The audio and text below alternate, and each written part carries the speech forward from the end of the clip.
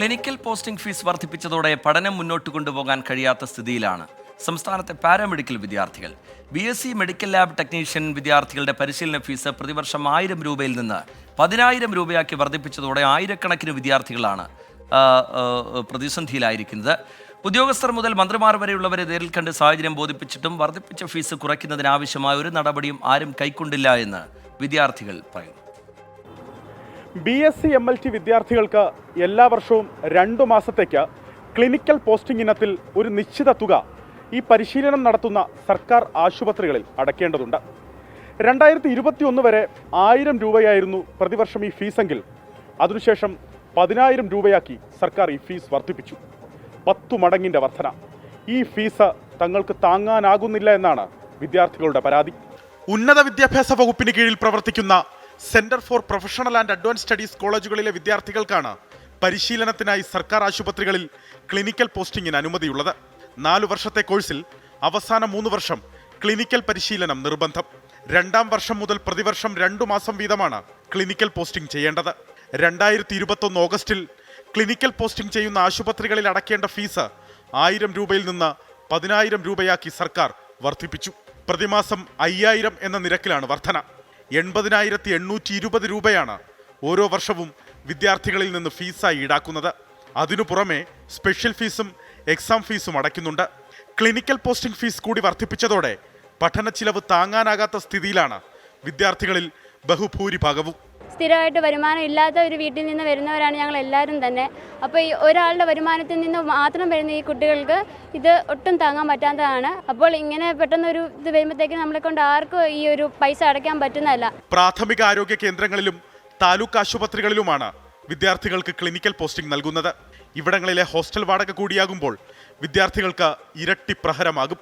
സാമ്പത്തികമായി പിന്നോക്കം നിൽക്കുന്ന വിദ്യാർത്ഥികളിലേറെയും വിദ്യാഭ്യാസ വായ്പ എടുത്തു പഠിക്കുന്നവരാണ്. ഫീസ് വർധന പിൻവലിച്ചില്ലെങ്കിൽ പഠനം മുടങ്ങുമെന്ന അവസ്ഥയിലാണ് പലരും. ഈ പോസ്റ്റിങ്ങിന് കയറിയില്ലെങ്കിൽ ഞങ്ങളുടെ ഈ വിദ്യാഭ്യാസം ഞങ്ങൾക്ക് തടസ്സപ്പെടും. കാരണം ഈ 4 വർഷം കോഴ്സ് കഴിഞ്ഞ് ഇറങ്ങാൻ നേരത്ത് ഞങ്ങൾക്ക് ഈ ട്രെയിനിങ്ങിൻ്റെ ഈ സർട്ടിഫിക്കറ്റ് നമ്മുടെ കോഴ്സ് സർട്ടിഫിക്കറ്റിനെ പോലെ തന്നെ അത്രയും വാല്യൂ ഉള്ളൊരു സാധനമാണ്. ഇത് കിട്ടിയില്ലെങ്കിൽ നമുക്ക് വേറൊരു സ്ഥലത്ത് ജോലിക്ക് പോലും കയറാൻ പറ്റത്തില്ല. പാരാമെഡിക്കൽ കോഴ്സുകളായ BSc നഴ്സിംഗ്, B.Pharm വിദ്യാർത്ഥികൾക്കും ഈ സർക്കുലർ ബാധകമായിരുന്നെങ്കിലും പ്രതിഷേധത്തെ തുടർന്ന് 4 മാസത്തിനു ശേഷം അവരെ ഇതിൽ നിന്ന് ഒഴിവാക്കി.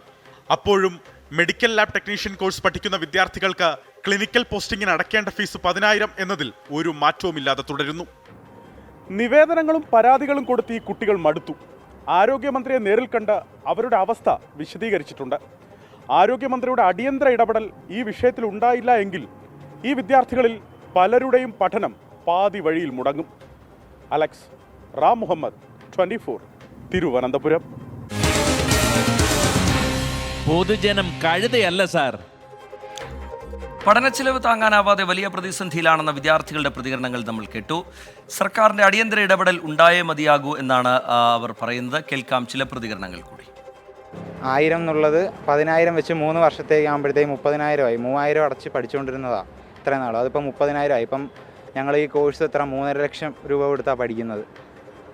അപ്പം നമുക്ക് ആ പൈസയും കൂടെ അഫോർഡ് ചെയ്യാൻ ഭയങ്കര പാടായിരിക്കും ഭൂരിഭാഗം പേരും. കാരണം ലോണൊക്കെയാണ്, നമുക്ക് ഈ പൈസ ലോണിൽ നിന്ന് കിട്ടത്തില്ല. നമ്മുടെ ഫീസ് സ്ട്രക്ചറിൽ 3,80,000 രൂപയാണ് ഉള്ളത്. പക്ഷേ ഈ ക്ലിനിക്കൽ പോസ്റ്റിങ്ങിന് ഞങ്ങൾക്ക് കയറണമെങ്കിൽ ആ 10,000 രൂപ അടച്ചെങ്കിലേ ഞങ്ങൾക്ക് കയറാൻ പറ്റത്തുള്ളൂ. ഇപ്പം ഞങ്ങൾക്ക് 8ാം തീയതി തൊട്ട് നമ്മുടെ സെക്കൻഡ് ഇയറിൻ്റെ പോസ്റ്റിംഗ് വരിക. അപ്പോൾ ഈ പൈസ അടച്ചാലേ നമുക്ക് അതും ചെയ്യാൻ പറ്റത്തുള്ളൂ.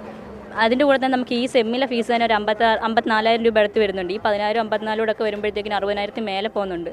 അതുകൊണ്ട് ഒരിക്കലും നിവർത്തികേടുകൊണ്ടാണ്. ഓരോരുത്തരുടെ വീട്ടിൽ ഓരോ കഷ്ടപ്പാടാണ്. വയ്യാത്ത ആൾക്കാരുണ്ട്. അങ്ങനെ ഒരുപാട് കഷ്ടപ്പെട്ട് ലോൺ എടുത്ത് പഠിക്കുന്ന വ്യക്തികൾ ഒരുപാട് പേരുണ്ട്. അപ്പം നമുക്ക് ഒരിക്കലും അഫോർഡബിൾ അല്ല. ലോണിൽ വരത്തില്ല, ലോണിൽ ഈ എമൗണ്ട് വരത്തില്ല. അല്ല നമ്മുടെ കയ്യിൽ നിന്നിട്ട് 10,000 അടയ്ക്കേണ്ടി വരും. ഉടനെ തന്നെ പഠനം മുന്നോട്ട് പോകുന്ന കാര്യം വരും. ഇപ്പം ഞങ്ങളെപ്പോലൊരു കുട്ടിക്ക് ആ ഭാവി കാര്യങ്ങൾ പ്രശ്നമാണ്. അതിന് അവിടെ ഒരു മെഡിക്കൽ പ്രൊഫഷനെയാണ് അവിടെ നഷ്ടപ്പെടുന്നത്.